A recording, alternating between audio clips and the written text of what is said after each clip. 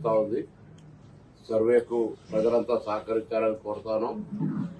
ఈ యొక్క సమాచార సేకరణ ద్వారా భవిష్యత్తులో తెలంగాణ ఎవరికైతే కార్యక్రమాలు రావడం లేదో, పథకాలు రావడం లేదో వాళ్ళందరికీ ఇచ్చే అవకాశం దొరుకుతుంది.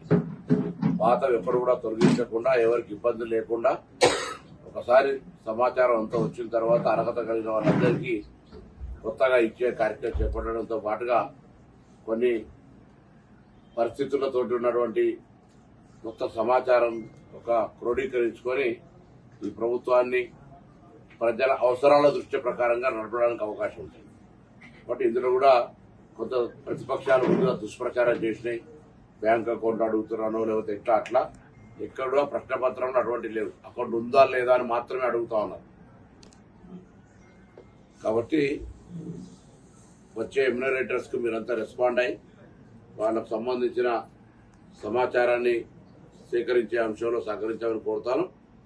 ఎవరు కూడా దీనికి కూడా గౌరవ ముఖ్యమంత్రి గారు చెప్పినారు, ఎవరు కొంత ప్రతిపక్ష ఎవరైనా అడుగుంటే తగిన చర్యలు తీసుకోబడతాయనే మాట మనవి చేస్తా ఉన్నాం.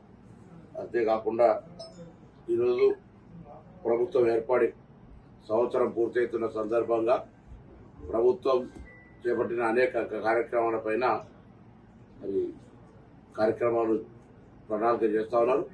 దానిలో భాగంగా గ్రామాన కాంగ్రెస్ పార్టీ కార్యకర్తలు, తెలంగాణ ప్రజలు అందరూ కూడా మనం 200 యూనిట్ల ఉచిత విద్యుత్ ఇచ్చినాం, మహిళలకు ఉచితంగా బస్సు సౌకర్యాన్ని ఇచ్చినాం, 5 లక్షల నుంచి 15 లక్షల రూపాయల ఆరోగ్యశ్రీ ఇచ్చినాం.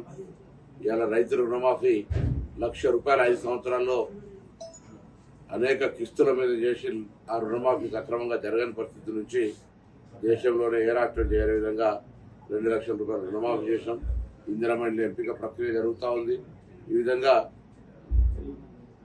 కన్ని కార్యక్రమాలకు సంబంధించి ప్రజలతోటి మిగతా హామీలు కూడా ఇప్పుడున్న రాష్ట్ర ఆర్థిక పరిస్థితి దృష్ట్యా కొద్దిగా ఆలస్యమైన వచ్చే మార్చి తర్వాత అన్ని కూడా ఇవ్వడానికి ప్రణాళిక సిద్ధం చేసుకుంటా ఉన్నాం. కాబట్టి ప్రజలంతా కూడా ఈ యొక్క ఉత్సవాల్లో సంవత్సరం మీ ప్రజాపాలన మీరెన్నుకున్న ప్రభుత్వం కాబట్టి అందరూ కూడా భాగస్వాములు కావాలని సందర్భంగా కోరుతాం.